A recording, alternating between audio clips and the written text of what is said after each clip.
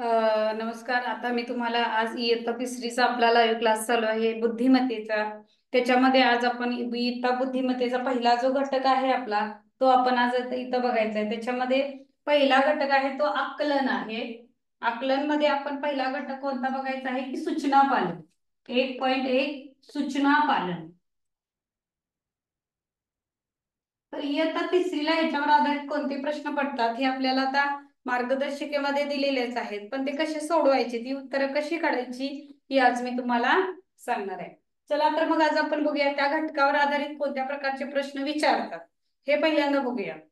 तर आकलन या सूचना पालन म्हणजे त्याच्यावर आकलन आपण करायचं असतं.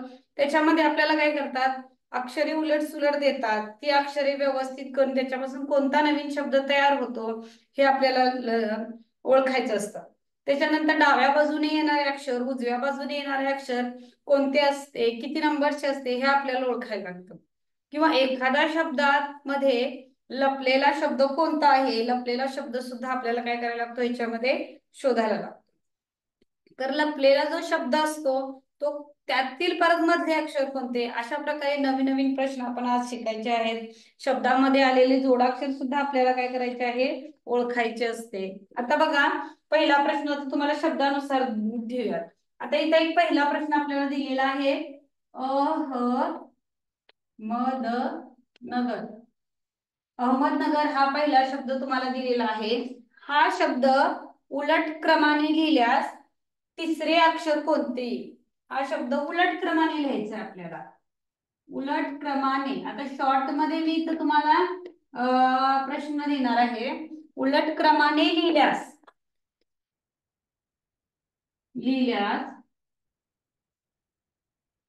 बघा, उलट क्रमाने लिहिल्यास तिसरा शब्द काय आपल्याला बघायचं आहे की तिसरा शब्द कोणता आहे.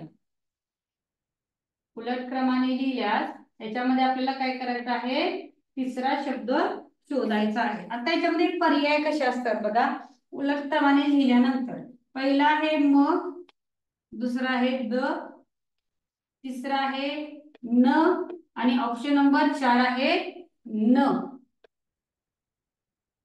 ऑप्शन नंबर 4 आहे न. मग उलट क्रमाने म्हणजे कोणत्या बाजून, तर उजव्या बाजून आपल्याला अक्षर लिहायचे.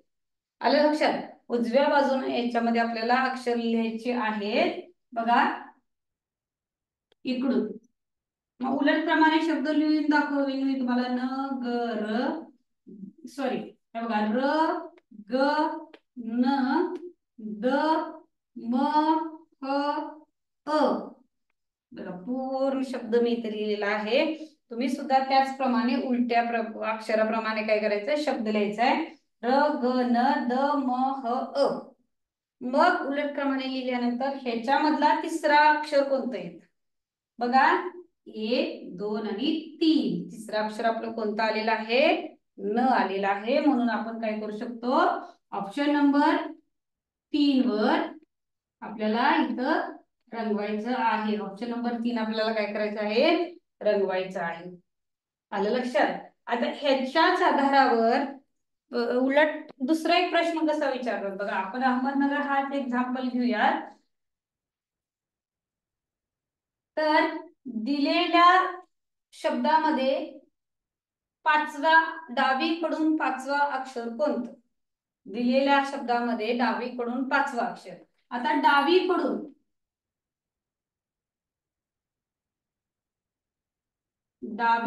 पाचवे, डावीकडून पाचवी. आता डावी बाजू आणि उजवी बाजू अजून एकदा तुम्हाला मी इथे एक्सप्लेन करणार आहे. जी आपण इकडून लिहायला चालू करतो, सुरुवात आपली काय असते, नेहमी डाव्या बाजूनच लिहायला आपण चालू करतो. भलेही आपण उजव्या हाताने लिहित असू, पण लिहिताना आपण काय करतो, डाव्या बाजूने लिहायला चालू करतो. आणि ही असते उजवी बाजू, ही असते आपली उजवी बाजू. आलं लक्षात सगळ्यांच्या. मग डावीकडून म्हणजे सुरुवातीपासून आणि उजवीकडून म्हणजे पाठीमागेपासून. आलं लक्षात. आता बघा, अ ह म द न ग र, डावीकडून पाचवे. आता ऑप्शन नंबर 1 2 3 4 ऑप्शन तुम्हाला इथे मिळणार आहेत. 4 ऑप्शन मधलं बघा, द न, त्याच्यानंतर आता इकडून जर म्हटलं तर ह आणि अ. बघा, तर डावी बाजू आपली कोणती आहे? 1 2 3 4 5. डावीकडून आपलं कोणतं अक्षर आलेलं आहे? न आलेलं आहे. बऱ्याच मुलांना काय होतं म्हणजे ऑप्शन नंबर 2, बरीच मुलं डावी बाजू आणि उजवी बाजू याच्यामध्ये काय होतात? कन्फ्यूज होतात. आपण तसं कन्फ्यूज न होता पण काय करायचं ह्याच्यामध्ये आपल्याला डावी व उजवी बाजू आपल्याला बरोबर काय होते लक्षात येते, डावी बाजू कोणती आणि उजवी बाजू कोणती. मग आपण काय करायचं आहे पहिल्यांदा हे लक्षात करून घ्यायचंय की डावी बाजू कुठून इकडून होते आणि उजवी बाजू आपल्याला कुठून होते, तर उजवी बाजू आपल्याला इकडून सुरुवात होते. आलं लक्षात सगळ्यांच्या? आता बघा नेक्स्ट, उजव्या बाजून जर तिसरं अक्षर आपल्याला म्हटलं की उजव्या बाजून आपलं तिसरं अक्षर कोणतं, तर उजव्या बाजून 1 2 आणि 3. उजव्या बाजूचं अक्षर कोणतं येणार आहे? 3 हे येणार आहे. मग आपण उजवी आणि डावी बाजू जर व्यवस्थित शिकलो तर आपल्याला याच्यामध्ये काहीही कसं होतं प्रश्न सोपे जातात. आता एक वेगळ्या प्रकारचा शब्द होता गुण ग्राहकता. गुण ग्राहकता. आता या शब्दामध्ये आपल्याला काय करायचं आहे, या शब्दामध्ये एक शब्द लपलेला आहे.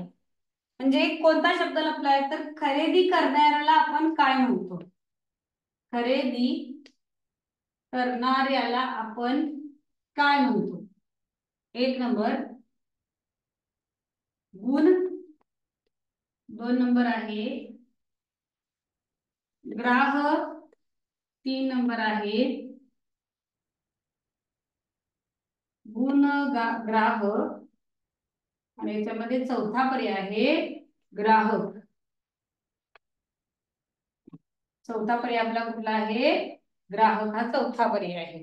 बघा हा अतिशय सोपा म्हणजे अगदी आपल्याला आकलन क्षमता आपली वाढवणारा आणि आपल्याला काय आहे विचार करायला लावणारा हा प्रश्न आहे की गुण ग्राहकता याच्यामध्ये आपल्याला खरेदी करायला लावणारा शब्दाला समानार्थी शब्द आपल्याला काय आहे? खरेदी करणारा, त्याला आपण मराठीमध्ये काय म्हणतो? आता बघा ज्यावेळी आपण दुकानात जातो तेव्हा आपण ज्यावेळी एखादी वस्तू खरेदी करतो त्यावेळी आपण काय असतो? ग्राहक असतो. आणि ज्यावेळी आपल्याला एखादा तो माल म्हणजे दुकानाचा कामगार असेल, दुकानाचा मालक असेल, तो आपल्याला काय देतो? माल देतो, एखादी वस्तू देतो. ओके, त्याला आपण काय म्हणतो? तो विक्री करणारा असतो. काय असतो? विक्री करणारा विक्रेता असतो. मग ह्याच्यामध्ये आता काय म्हणलेलं खरेदी करण्याला आपण ग्राहक असे म्हणतो. हे पहिल्यांदा आपण काय करायचं विचार करून हा असे प्रश्न सोडवायचे. त्याच्यामध्ये पूर्ण गफलत होऊ शकते आपली.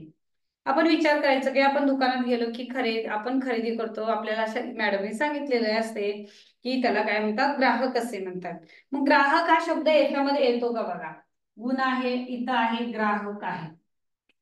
आलं लक्षात? मग इथं हा ग्राहक हा शब्द आलेला आहे. त्याच्यानंतर हा पर्यायामध्ये आहे का आपल्याला पहिल्यांदा बघायचंय.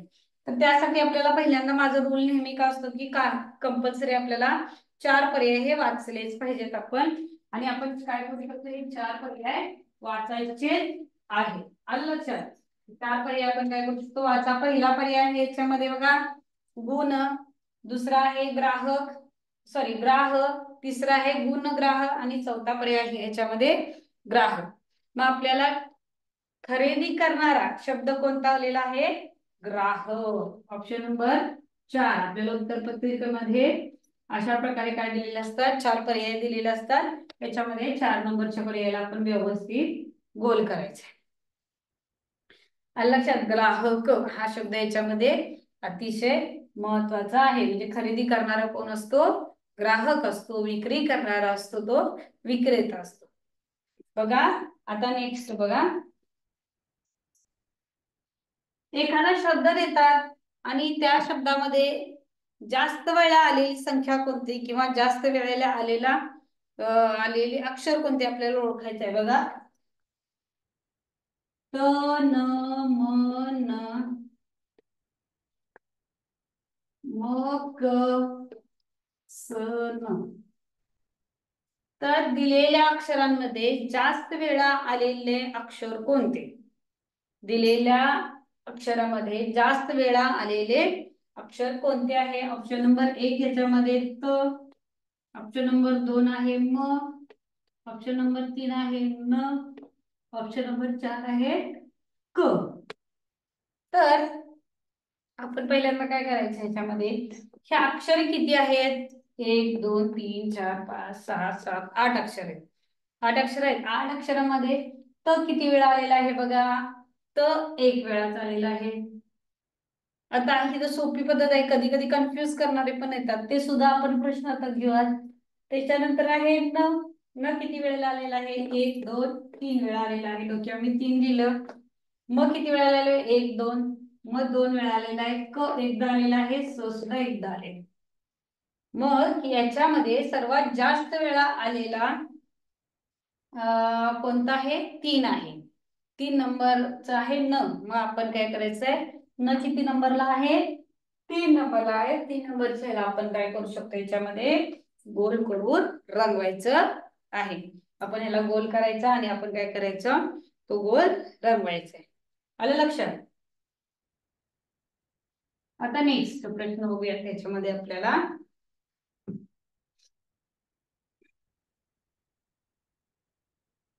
बघा, ग्रंथालय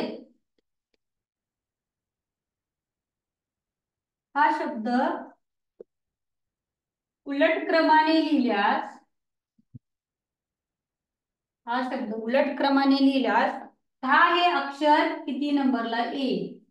था हे अक्षर किती नंबरला येईल? बघा, ग्रंथालय 1 नंबर. आता याच्यामध्ये काय येणार आहेत? आपल्याला पर्याय येणार आहेत. था हे अक्षर किती नंबरला येईल? 3 2 1. 4 नंबर आहे 4. बघा, ग्रंथालय हे आपल्याला उलट क्रमाने लिहायचंय. ग्रंथालय हा शब्द आपण उलट क्रमाने लिहिल्यास हा हे अक्षर किती नंबरला येईल? आता उलट क्रमाने मगाशी सांगितल्याप्रमाणे पहिल्यांदा य, मग ल, मग था आणि मग ग्रंथ. हे उलट क्रमाने लिहिलं. आता याच्यामध्ये आपल्याला काय करायचं आहे? हा अक्षर किती नंबरला येतं बघा? 1 2 नंबरला आलं बघा. तर हे था हे अक्षर शेवटून 2 नंबरला आलं आहे. आपल्याला पुढून किती नंबरला येतं? 1 2 आणि 3 नंबरला येतं. म्हणजे हा अक्षर आपल्याला किती नंबरला येत आहे? 3 नंबरला. म्हणून आपण 3 नंबर 1 नंबरच्या पर्यायाला गोल करायचं आणि अक्षर हे 3 नंबरला आलेलं आहे. हा हे अक्षर पण 3 हा पर्याय 1 नंबरला आहे. बरेच मुलं काय करतात? अक्षर हे 3 नंबरला आले की 3 नंबरच्या पर्यायाला गोल करतात. ते चुकीचं आहे. 3 नंबरच्या पर्यायाला गोल करायचा नाहीये. लक्षात, 3 नंबरच्या पर्यायाला गोल करायचा नाहीये. तर याच्यामध्ये तुम्ही काय करू शकता? किती नंबरला अक्षर आहे? 3 नंबरला आहे. मग 3 नंबर किती नंबरला पर्यायाला आहे शोधा? 1 नंबरच्या पर्यायाला. म्हणून 1 नंबरच्या पर्यायाला तुम्ही काय करायचं आहे? गोल करायचा आहे. आलं लक्षात? असे कन्फ्युजन करणारे प्रश्न असतात ते सूचना पालन मध्ये असतात. पुढे बघा, अमृत, अमृत या शब्दापासून कोणते 2 अक्षरी अर्थपूर्ण शब्द तयार होतात? या शब्दापासून बघा, अमृत या शब्दापासून 2 अक्षरी शब्द तयार करा. 2 अक्षरी शब्द तयार करायचे आपल्याला.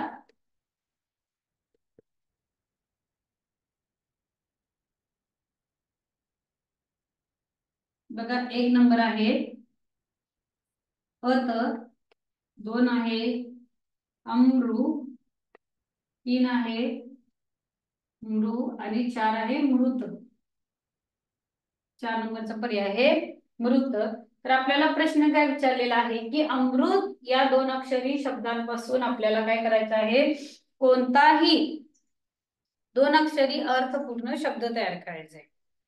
मग बघा, आता इथं आपल्याला काय करायचंय? कधी कधी आपल्याला काही शब्दांचं ज्ञान नसतं की हा अर्थपूर्ण शब्द आहे, मग त्यासाठी काय करायचं, हा जो प्रश्न आहे तो पर्यायानुसार आपल्याला जायचा आहे. पर्यायातील आपण काय करूयात, पर्यायातील शब्द वाचूयात. बघा पहिला आहे अत. अत कधी आपण शब्द वाचलाय का? आत हा वाचलेला आहे, अत हा आपण शब्द वाचलेला नाहीये. त्यामुळे आपण काय करायचं आहे, अत हा शब्द येत नाही. अमृ हा शब्द सुद्धा कधी आपण वाचलेला, अमृत हा शब्द वाचलेला आहे जो इथं आलेला आहे, पण अमृ हा शब्द वाचलेला नाही. 4 नंबरचा आहे मृ. मृ हा सुद्धा शब्द आपण कधीही वाचलेला नाही, पण मृत हा काय आहे ह्याच्यामधला, हा अर्थपूर्ण शब्द आहे आणि हा आपण कुठंतरी वाचलेला असतो, कुठंतरी वाचलेला असतो. मृत म्हणजे मेलेला, मृत म्हणजे काय, मेलेला हा शब्द आहे. त्यामुळे तुम्ही काय करू शकता, याच्यामध्ये ऑप्शन नंबर 4 हा बरोबर उत्तर आहे. ऑप्शन नंबर 4 हे बरोबर उत्तर आहे. म्हणजेच काय, मृत म्हणजे मेलेला असा त्याचा अर्थ होतो. आणि याच्यामध्ये अमृत या शब्दापासून 2 अक्षरी अर्थपूर्ण शब्द सुद्धा मृत हा तयार होतो. पण या तिन्हीचे सुद्धा अर्थ लागत नाही, लक्षात, तिन्हीचे सुद्धा अर्थ लागत नाही. त्यामुळे ह्याच्यामध्ये कोणता शब्द बरोबर आहे, ऑप्शन नंबर 4 हा बरोबर आहे.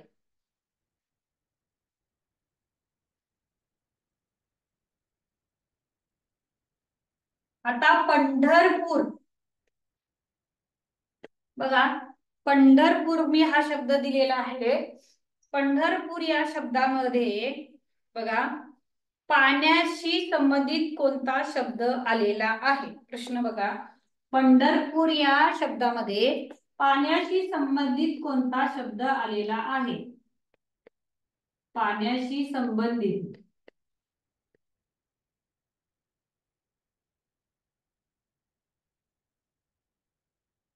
कोणता शब्द आलेला आहे?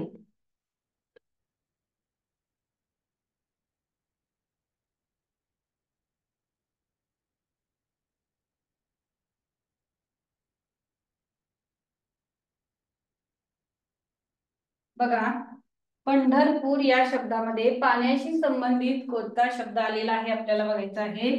1 नंबर ढर, 2 नंबर पंढर, 3 नंबर पूर, 4 नंबर आहे बंध.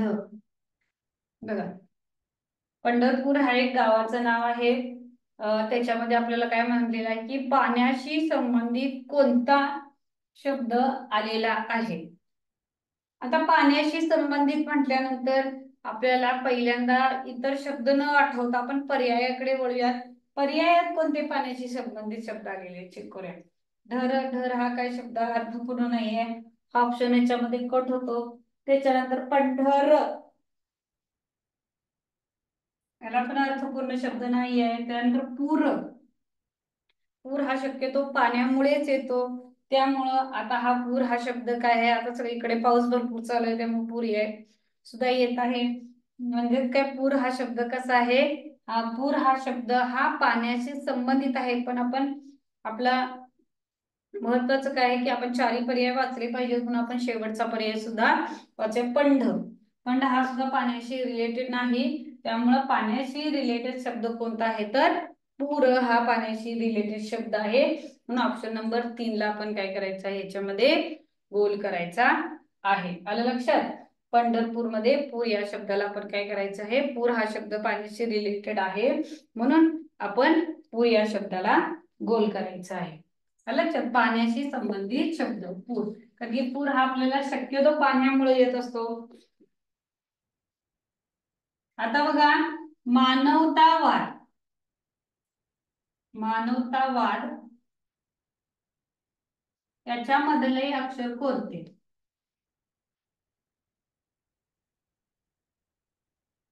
यांच्यामधले अक्षर, हा सोपा प्रश्न आहे. पण याच्याद्वारे मी काय करणार आहे,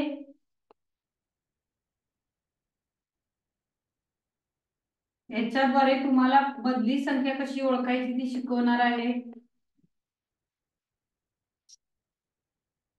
बघा मानवतावाद याच्यामधले काय करायचं आहे तुम्हाला, मधले अक्षर ओळखायचे आहे. आता याच्यामध्ये काय करतात, मधली संख्या किंवा मधले अक्षर ओळखताना नेहमी आपण दोन्ही बाजूला समान समान संख्या किंवा समान समान अक्षर काय करायची, गाळत जायची. गाळत जायची म्हणजे काय, म गेलं, द गेलं, न गेलं, वा गेलं. परत त्याच्यामध्ये आता मानवतावाद न असे एक शब्द इथं घेऊया, एक एक्स्ट्रा ऍड करूया. पहिला म गेलं, न गेलं, न, द, व आणि वा गेलं. मग याच्यामध्ये कोणता शब्द मधला अक्षर आहे, तर ता आहे. ता किती नंबरला आहे, तर ता 3 नंबरला आहे. काय किती नंबरला आहे, 3 नंबरला. 3 नंबरला आपण गोल करायचंय. आता ह्याच्यामध्ये बरीच मुलं कशी गोंधळतात, तर तर तिसरं अक्षर बरोबर आहे. हा, मधला अक्षर बरोबर ता येते म्हणजे त आहे.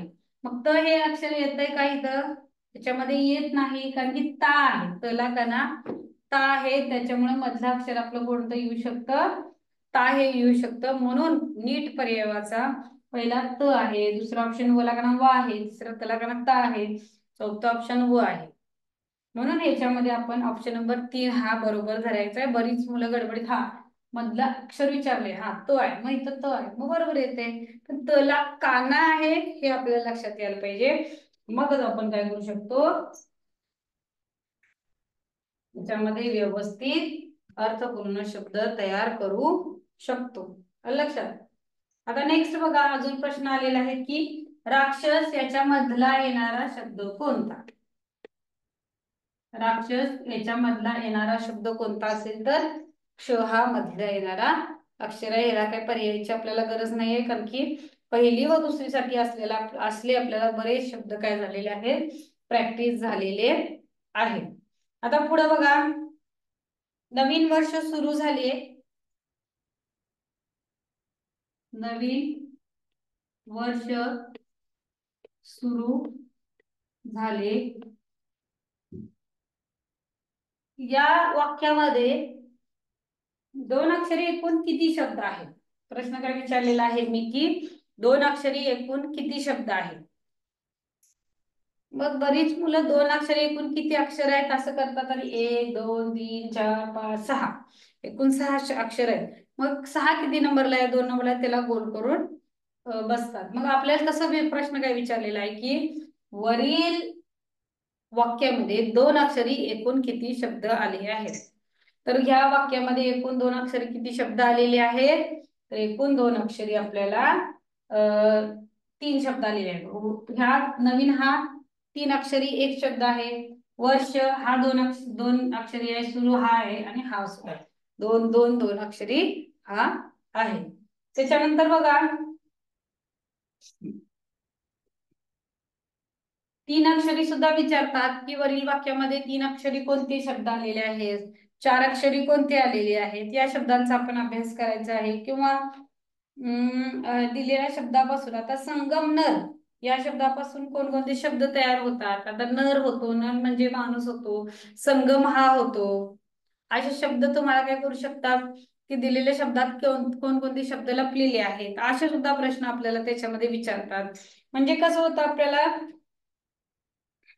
वेगवेगळे फिरवून जे प्रश्न विचारतात ते आपल्याला नीट प्रश्न वाचन, म्हणजे नेहमी मी सांगते की बुद्धिमत्तेला रीडिंग स्किल महत्वाचं आहे, ऑब्झर्वेशन स्किल महत्वाचं आहे. त्याच्यानंतर आपल्याला चूज जे आपण ऑप्शन करतो ते सुद्धा महत्वाचं आहे. म्हणजे निवड ही व्यवस्थित असली पाहिजे. जर पर्याय आपल्याला नीट काही प्रश्न आपल्याला पर्यायातून शोधावे लागतात. उदाहरणार्थ तुम्हाला मग अशी अमृत हा उदाहरण दिलेलं होतं की याच्यापासून अर्थपूर्ण कोणता शब्द तयार होतो. मग अमृत मध्ये आपण काय करायचं होतं की अर्थपूर्ण शब्द पर्यायातून शोधायचा होता. पर्यायामध्ये पहिल्यांदा बघायचं की बाबा ह्याच्यातला अर्थपूर्ण शब्द कोणता आहे. मग हा अमृत हा शब्द आहे का नाही, अर्थपूर्ण आहे, बाकी सगळ्याला कोणताही अर्थ नाहीये, तो शब्द त्या शब्दामध्ये आलाय का आपण सिलेक्ट करायचं, बघायचं, आणि आपण काय करू शकतो, हा शब्द आपल्याला बरोबर बसतो म्हणून आपण ह्या शब्दाचं काय करू शकतो, पर्याय लिहू शकतो. बुद्धिमत्तेला डावीकडून उजवीकडून संख्या हा महत्वाचा आहे. त्याच्यानंतर प्रश्नाचं आकलन होणं महत्वाचं आहे.